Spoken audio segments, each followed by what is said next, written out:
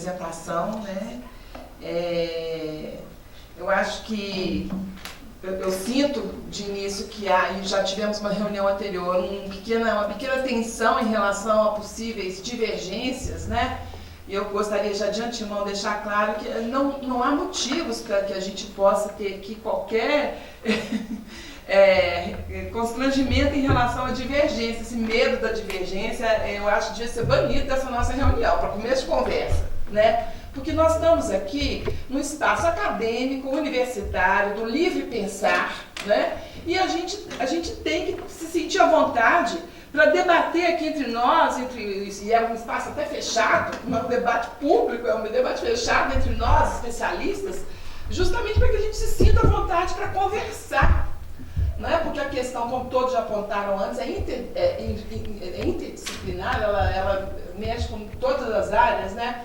Então a gente tem que ter um pouquinho de paciência, um pouquinho de compreensão, um pouquinho de tolerância, né?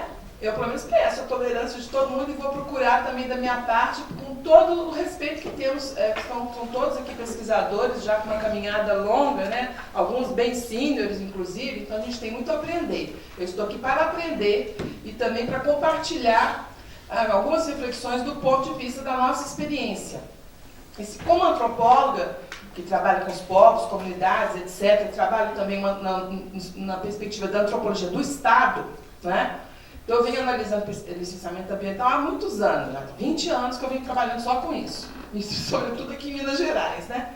Então a gente já tem produzido alguma coisa. Além disso, eu tenho uma formação em análise de discurso, então a coisa do discurso, né, ela me é muito cara. Então eu vou agora falar um pouco dessa perspectiva do discurso, sabe?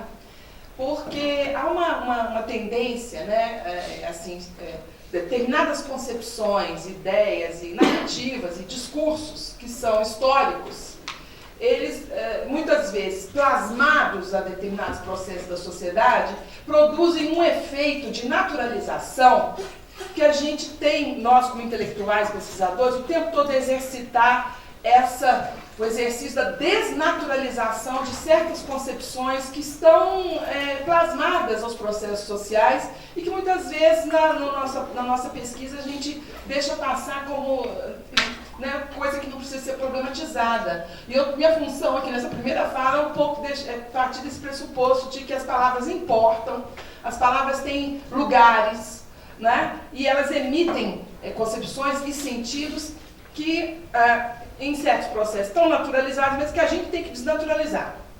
Então, a primeira provocação, que é para a gente provocar reflexão, é no sentido assim, quando a gente fala do nós. A primeira primeira questão, Jorge, de que o minério é importante para a humanidade, né? Mais ou menos isso é que ela fala, né? E aí eu queria lembrar que essa palavra humanidade, ela nem sempre existiu. A concepção de humanidade, que ela é uma coisa, sobretudo do século XVIII, portanto é histórica, antes disso não existia essa ideia de humanidade, e que era algo extremamente ocidental e histórico. Então a pergunta que eu faço nesse exercício de estranhamento é o que é a humanidade? Quem é que está incluído na humanidade, quem é que está excluído da humanidade? Porque tem vários grupos sociais, sujeitos sociais, que estão excluídos da humanidade, tal como nós ocidentais, e que reproduzimos uma visão eurocêntrica, entendemos que seja a humanidade. A maior parte da população do mundo está longe de se beneficiar da exploração do minério.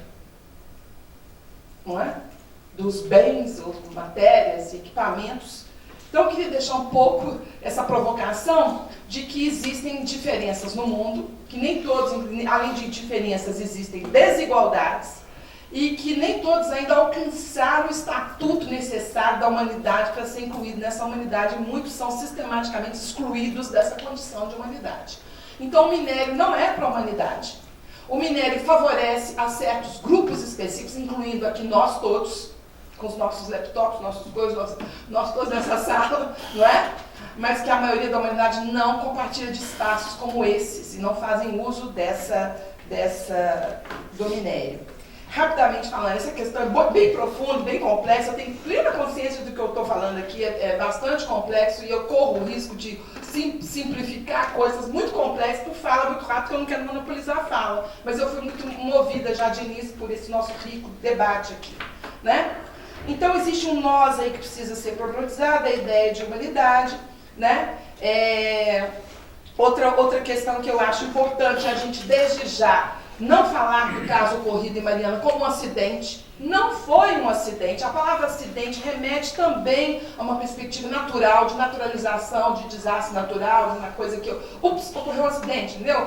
E a gente já vem trabalhando com isso, agora mesmo vai sair um texto do nosso grupo, com colegas da USP, da SPPC, sobre conceitos. A gente vem trabalhando, eu já falei aqui numa reunião nossa antes, que é desastre, e é um desastre tecnológico, o Estevam, né? Eu já venho até avançando nesse sentido, que para mim o conceito de desastre tecnológico não é suficiente. O desastre tecnológico remete a falhas técnicas e operacionais, etc. E eu vou falar na minha fala que o desastre é sociotécnico, porque antes de falhas na aplicação técnica e monitoramento, você tem falhas lá no processo de planejamento, lá de decisão, então, portanto, é social também. Então eu venho, sabe, até avançando no texto, que já nem publicou ainda, a gente já vai avançando, né? Que é um desastre sociotécnico. De qualquer forma, é um desastre, não é um acidente. Acho que a gente não deve usar esse termo acidente, a gente deve conceituar adequadamente, porque há responsáveis, inclusive criminais, né? É uma coisa que tem uma criminalização envolvida. Só para terminar, desculpa, acho que eu falei muito, suscitou várias perguntas também de esclarecimento, mas enfim, sobre a questão do quadrilátero, né? É difícil a gente dizer, por exemplo, as técnicas, eu entendi pela sua fala, né, que o beneficiamento depende da condição do minério, né? Da situação do minério, sim, entendi isso perfeitamente. Do ponto de vista, né, da economia de apropriação desse recurso, né, do minério.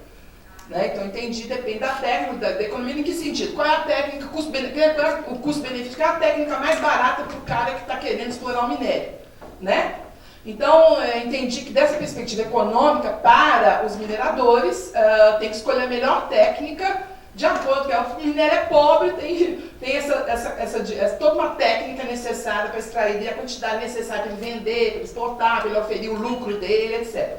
Mas do ponto de vista da complexidade que o professor Hernani trouxe, que falava da sustentabilidade social, etc., considerando o quadrilátero superpovoado e toda essa questão, né, a gente fica pensando né, na questão mesmo de que a técnica não deve ser...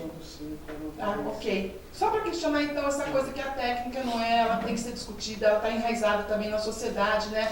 Lá antes tem a finalidade, para quê, né? Para quem? Desculpa se eu me senti, né? Posso? Só tem que ter tempo para isso também. Como é que funciona? A gente fala e depois o Valadão vai responder, como é só para entender. O que eu acho que poderia ter todas as perguntas, né? E aí o Valadão... Tudo bem, acho que é melhor também. A minha sugestão... Toma nota aí, Valadão. Mas a minha sugestão é que a gente se atenha aos 3 minutos. Avisa em 2 minutos e corta no 3. Eu desliguei aqui, com medo de ficar tocando o telefone, eu não estou conseguindo desligar ele aqui. E aí se a pessoa tiver mais o que falar, se inscreva outra vez, fala de novo. Né? Mas eu estou entendendo que não é bem pergunta. A lógica dele, né? É um debate, que são colocações. Reflexão. Na verdade, não existem respostas a serem dadas muitas vezes. São posições que cada um entende, então são as posições, né? Bem pergunta e resposta. Pode até haver. Pode até haver, mas não é o Valadão exatamente. tem direito à réplica. Sim. Deixa então levantar algumas questões. Não é uma pergunta. Estou aqui com... Funciona isso. Bem, então primeiro só, sei que essa seria um debate muito grande, né, que não é o caso, mas no caso da mineração, que o Valadão levanta, a forma que ele levanta, eu também concordo em termos, né, até porque, né, seja os povos, seja você como antropólogo, os antropólogos aqui, seja as pinturas rupestres, seja as nossas cores, das nossas roupas aqui, são pigmentos minerais. Seriam as pinturas rupestres lá que eles fizeram. Então, não, a finalidade é fazer a cor, fazer o pictórico. Tá, então é isso. Não, mas tudo bem, do ponto de vista, tem um aspecto que eu acho sério, viu, os colegas Estevam? Um aspecto que talvez seja muito sério aqui, mas talvez não seja o caso de tratar agora, mas em algum momento vamos ter que tratar, porque o termo mineração, ele encoberta uma quantidade muito grande de atividades extrativas minerais, que vão desde os muito pequenos, que produzem um volume enorme de material de baixo valor unitário, com os agregados, areias, britas, cascalhos, as argilas, os tijolos, né? Ou os chamados garimpeiros, e vai por aí, quer dizer, alguns formalizados, outros não formalizados. Tem esse lado da mineração que, do ponto de vista humano, é enorme, é muito grande, muito maior. Nós temos em torno de 140 mil das empresas formais. Esses aí a gente não sabe bem. Várias vezes já se tentou, mas é 1 milhão e meio desses informais pelo país inteiro. Só 10 vezes mais. E em termos de volume movimentado, nem se fala. Ferro é 380 milhões de toneladas. Só areia, brita, cascalho, argila dá uns 500 milhões. O formal, nós estamos falando do informal. Imagina o que isso significa do ponto de vista ambiental. Infelizmente, muitas vezes, o foco de todos, inclusive das entidades ambientalistas maiores, ele se dá sobre as grandes commodities. Todo mundo discute as grandes commodities. É o grande tema do mundo. É o ferro, é o cobre, é o chumbo, é o petróleo, é o gás. Esses pequenos, que são em quantidade muito maiores, isso aí ficam, mais uma vez, né, colocados de lado. Não é o caso agora. Nós vamos estar conversando, como o Valadão colocou, sobre as questões das commodities, do minério de ferro, das grandes barragens e tal. Essas outras milhares de pequenas barragens espalhadas por aí, depois a gente conversa. Tem um tanto de políticas públicas, um tanto de iniciativas que dificilmente passam por aqui, inclusive pelas próprias mãos, né? Infelizmente. Né? Isso eu tenho toda uma experiência nesse sentido. Mas bem, tem um outro aspecto que, se por um lado a questão da barragem do Fundão, ela se torna uma das grandes manchetes, seja em Minas no Brasil, como outras barragens que estouraram, a questão dos impactos da mineração, eles são grandes há muito tempo.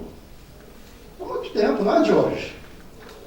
Não é? Quem conhece Santa Catarina, o carvão de Santa Catarina, conhece às vezes espaços de, parece aquela superfície da Lua. Ou aqui, em Diamantina, coisa de 300 anos, diamante, Datas, Gouveia. Quem conhece as regiões sabe o que é a mineração que degrada o meio ambiente. Não é? Mariana degradou uma bacia hidrográfica, eu concordo com o que o Estevão levantou, seríssimo, mas infelizmente às vezes não se vê esse aspecto, que não é uma questão só hoje e agora que está nas manchetes. Vamos falar disso. É uma questão que ela é mais séria, muito mais complexa. Até mesmo, por exemplo, né, continua sendo hoje, não do ponto de vista absoluto, mas do ponto de vista relativo, a atividade industrial que mais mata, aleja e adoece os trabalhadores. Isso não tem nada a ver com Mariana. Isso é histórico. Mas isso é coisa do sindicato, isso não é foco. É foco de algumas entidades. Né? A Fundacentro fez um programa que aí só estou encerrando, não que se chama PENES, Programa de Erradicação da Sílica, né? No Brasil, que se chama PENES, é um nome, Programa de Erradicação Nacional da Sílica e tal. E que teve alguma atividade, depois parou e tal. São milhões de pessoas que adoecem, muitas vezes, em função da silicose, pneumoconioses em geral. Isso, então, a questão aqui, nesse momento, tem a ver com barragem, é extremamente sério, e nós temos que tocar nesse assunto. E terminando, então, a minha fala nesse sentido, só colocar, acho que foi interessante a questão que o Estevão levanta, mas tem um aspecto, Estevão, que eu acho que ele é muito sério. Porque quando você coloca os tópicos, características do minério, eficiência e tipo de operação, custo e questão ambiental. Na realidade, o termo custo, ele está embutido em todas elas. Todas elas. A caracterização do minério, obviamente, ele vai dar os aspectos não só da sua característica química, física, de como ele se organiza, mas também, o que é o fundamental, é o teor. Né? A eficiência, tipo de operação do beneficiamento, né? Quer dizer, cada uma dessas tem um custo. Terminou. Mas então, é isso aí. Obrigado. Posso fazer só 3 perguntas? Pergunta mesmo, Renato. Vamos fazer uma inscrição também. Tá escrito aí, então. Eu tinha me inscrito. Um comentário rápido, Seu nome é não mais uma pergunta. Meu nome é Mari Betônico, da Escola de Belas Artes. Me chamou muita atenção o comentário da professora com relação ao termo da humanidade. Eu havia pensado nisso durante a fala, quem sabe a gente não substitui pela sociedade de consumo, seria uma maneira da gente colocar isso, né, como uma forma de... Eu acho que a gente vai ter que tomar cuidado sim com os termos, e é excelente que a gente tenha alguém que esteja assim, super atento a essas questões. O termo acidente ou desastre é muito importante. Eu acho que não podemos usar o termo como acidente, né? A condição, o evento como acidente. Houve um evento muito importante que eu acho que a metade, assim, muita gente aqui perdeu, que foi um evento organizado pelo Corpo de Bombeiros no mês passado, durante a Semana de Museus, e que todas as falas discutia-se a palavra acidente e como que eles trabalham muito bem e com muita humanidade, sensibilidade, o que houve, Mariana, mas depois a gente pode conversar sobre isso, se tiver oportunidade vou trazer isso de volta. Mas o que me chamou muita atenção nessa introdução do professor, que nos coloca nesse ambiente da mineração, e que eu concordo, que eu acho que a gente também tem que cercear que se trata de mineração de minério de ferro, não é mineração assim, não existe isso tão amplo dessa forma, acho que a gente também tem que se localizar diante do que a gente está chamando de mineração. É o sentido, o que eu senti falta, que eu acho que a gente poderia adicionar a essa introdução, não podemos desatrelar o uso da água ao movimento da extração, porque o que é de impacto. Eu senti um pouco falta na programação, estou buscando aqui, eu achei que eu tivesse visto alguma coisa, que a gente não tem engenheiros, não sei se a gente vai ter essa fala, mas eu acho que a gente não deveria desatrelar e não esquecer e minimizar a importância de se discutir a água nesse nosso debate. Eu só queria adicionar nesse sentido. Obrigada. Obrigado. São 3 perguntas. Antes de tudo, obrigado, né, professor Valadão, pela apresentação. Eu acho que um elemento que vai ser importante aqui a gente tentar internalizar no debate, obviamente tendo como pano de fundo essas questões mais amplas, inclusive do próprio modelo minerário, se é isso que a gente quer para a nossa sociedade, que eu acho que é um dos temas que estão colocados pelos colegas. Enfim, existem, obviamente, limites técnicos e questões econômicas que são, de certa forma, intransponíveis. Né? O minério, como colocado, com baixo teor de minério de ferro, ele não pode ser, por exemplo, tratado a seco, né, ou como outros. A minha pergunta eles sempre tentam aplicar a melhor solução técnica, mesmo com custo maior, que possibilita aquele minério, ou tem uma busca para um barateamento do processo produtivo, independente do impacto? Eu vou falar, por exemplo, especificamente, por exemplo, no caso de Conceição do Mato Dentro, que até, inclusive, até sou de lá, que tem uns minérios de altíssimo teor, e a Anglo tem uma barragem enorme. Eu não sei qual é o processo deles, mas pelo tamanho da barragem, acredito eu que não é o mesmo processo de Carajá, sendo que talvez, tecnicamente, seria possível ter feito aquilo. Né? Ou seja, até que ponto, né, o senhor, conhecendo o procedimento dessas empresas, isso ocorre, e até que ponto o poder público está atento no próprio processo de licenciamento para poder impor certas soluções técnicas, pensando, por exemplo, a questão da água. Né? Teve vários impactos, inclusive, já na bacia hidrográfica da região lá de Conceição, do Santo Antônio, por causa disso. Um outro ponto é o seguinte, que é ligado a essa questão do uso da água e é ligado também à questão da segurança. Essa discussão, por exemplo, das alternativas de pastas e de sólidos, né, ele envolve processos adicionais. E o problema é que o tratamento de rejeito, ele não traz custo para a empresa, ele não traz benefício para a empresa, traz custo. Ele traz o custo para a sociedade também. Né? Então, até que ponto quem que pode estar, de certa forma, tentando internalizar esses custos e trazer esses custos para a empresa? Será que é um papel dos técnicos que estão dando essa consultoria? É o poder público que deveria regularizar isso e fazer uma regulamentação mais próxima? Então, um pouco a sua opinião nesse sentido. Obrigado.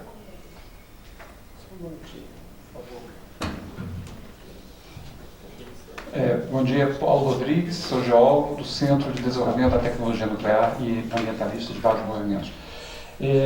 Sem prejuízo do que foi colocado antes, pelo contrário, colocando não fogo, a lenha na fogueira, mas água no desastre, eu gostaria de chamar a atenção aqui a duas informações extremamente importantes que eu não vi ninguém comentar até agora. Eu acho que essas duas informações devem nortear não somente as nossas discussões hoje, amanhã, como o resto de nossas vidas aqui em Belo Horizonte.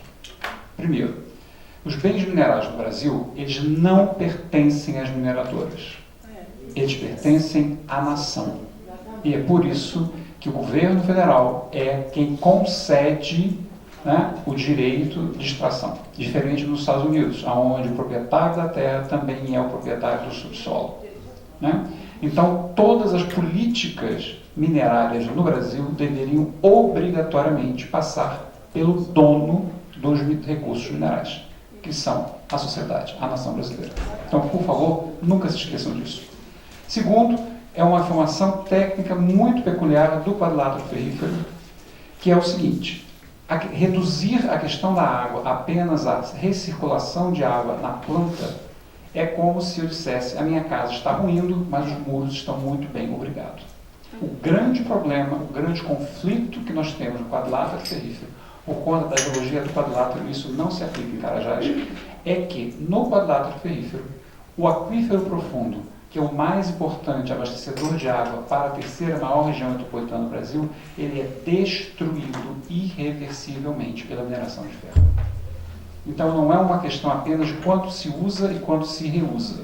É que o espaço físico, aonde é armazenado a água, o aquífero profundo, que são aqueles aquíferos que conseguem manter, né, uma vazão durante o período de seca e que faz com que a gente consiga transpor um período de chuva até outro período de chuva sem que morramos de sede, ele é destruído irreversivelmente pela mineração de ferro no quadrilátero ferrífero. Então, eu acho extremamente importante que a gente não esqueça dessas duas informações.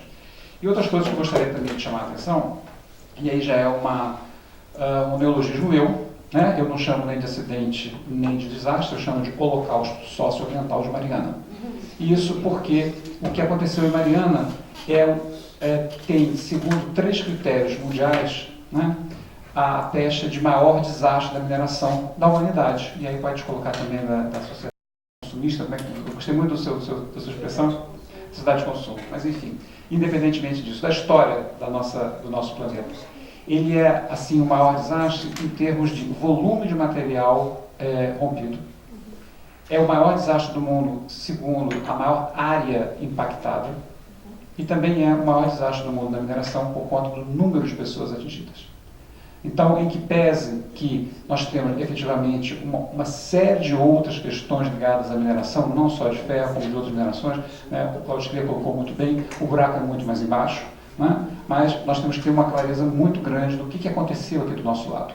E Belo Horizonte só não ficou sem água e envenenada porque a bacia era do Rio Doce e não a bacia do Rio das Velhas. Porque se fosse, seriam 2.200.000 pessoas ou envenenadas ou sem água para beber. É a terceira maior região metropolitana do Brasil. Diferente da primeira, que é São Paulo, e diferente da segunda, que é Rio de Janeiro, nenhuma dessas duas elas tem uma atividade minerária tão intensa no seu quintal. Com todo respeito ao quintal, a palavra quintal aqui. Né? Então, com certeza, Santa Catarina tem um problema seríssimo de carvão, mas não tem uma terceira maior região metropolitana do país. Ou seja, Carajás também poderia ser um exemplo de um grande impacto ambiental. Só não é socioambiental, só não é porque não tem tantas pessoas morando lá. Então nós não podemos dissociar a questão da atividade minerária, né, a alternativa locacional que não existe para a atividade minerária, mas também não está existindo para a atividade humana. Né? Então não podemos desassociar uma coisa da outra. E finalmente, para terminar, como foi muito usado aqui o termo sustentabilidade, né, eu gostaria também que nunca esqueçamos os conceitos de desenvolvimento sustentável. Né? Atualmente nós temos 4 descrições, 3 completamente estabelecidas na literatura, uma 4ª entrando, Então são elas. Uma atividade, ela, para ser economicamente, para ser sustentável, ela tem que preencher 4 requisitos. Ser economicamente viável, evidentemente, porque se não for viável não é possível. Ambientalmente correta, socialmente justa, culturalmente aceita.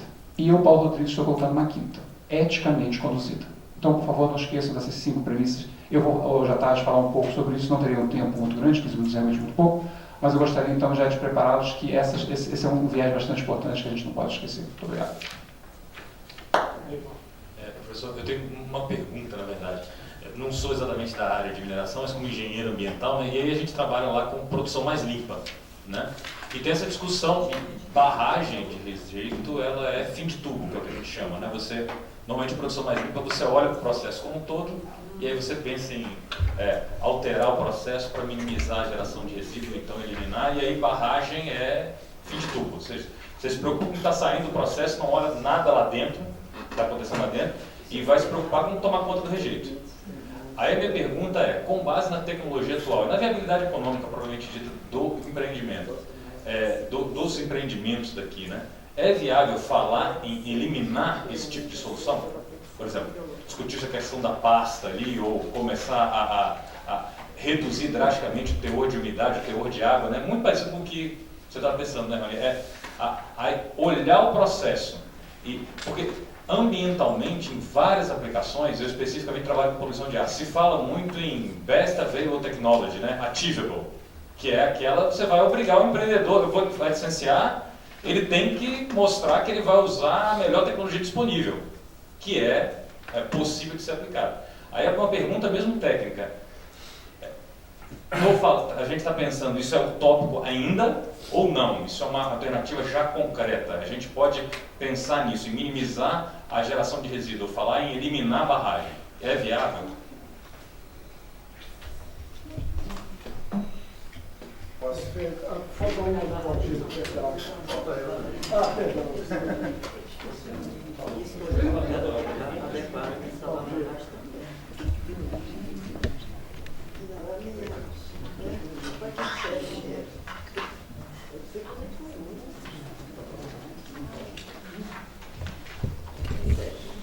Eu queria aproveitar a sua fala, né, que você falou do tempo aqui, e EDT seria a outra situação, né, Best Available Technology e Best Available Practice.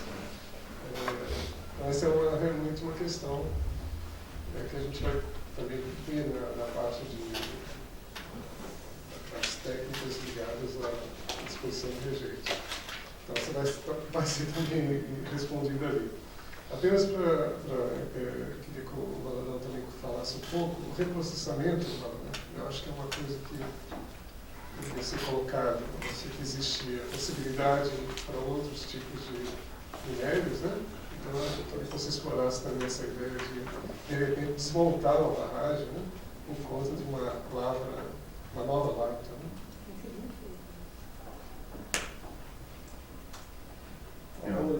Então, depois que eu termino do Valadão para responder, e a gente vai precisar de um dia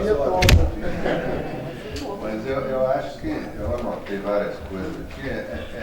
Essa ansiedade inicial nossa aqui porque tem tanta coisa para conversar, tanta coisa para discutir, e às vezes tem que lembrar que a gente tem o dia inteiro, né, para a gente desenvolver as ideias. E a água pelo que eu estou aprendendo também, né, é a vilã e a vítima do processo, né, porque ela provoca instabilidades, ela gera problemas no processo produtivo, mas, por outro lado, ela é que sofre e que, né, tem exemplos disso para todo lado. Né.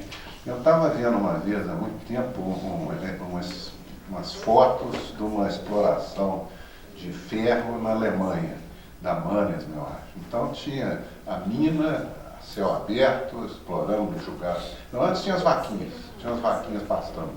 Depois tinha a mina, né? E aquele caos total. Depois tinha as vaquinhas de novo, né? Então foi um ponto que você levantou, né? Que é a parte de recuperação, né? Que eu acho que no Brasil não é feita com o cuidado que eu vi naquelas fotos, né? E a questão de Mariana que que o Cláudio estava colocando ali, né, de Mariana e a questão da mineração e da exploração mineral em geral, né, no Minas Gerais, no Brasil e tal, eu acho que o que aconteceu em Mariana foi não vou falar o que foi, porque vai dar briga, mas acho que foi uma tragédia, né? Mas foi uma das poucas coisas boas que aconteceu é que essa discussão que não se dava, houve um espaço aberto para poder levantar todas as deficiências que existem, e esse era um pouco o objetivo aqui, né? Porque eu acho que tem tanta coisa que é óbvia, né, que está aí, que a gente não precisa de grandes especialistas para nos convencer disso, né, e que precisam de ser combatidas e detalhadas e publicitadas e discutidas e tal, que o caso específico, pela sua dimensão e pela sua repercussão, ela abre esse espaço que a gente deve tentar ocupar, né, aqui dentro. Né? Então, Valadão, vamos lá e a gente, depois acho que é um pão de queijo mesmo. Eu queria fazer também uma colocação. Pode ser na próxima sessão? É só para, né, a gente conseguir.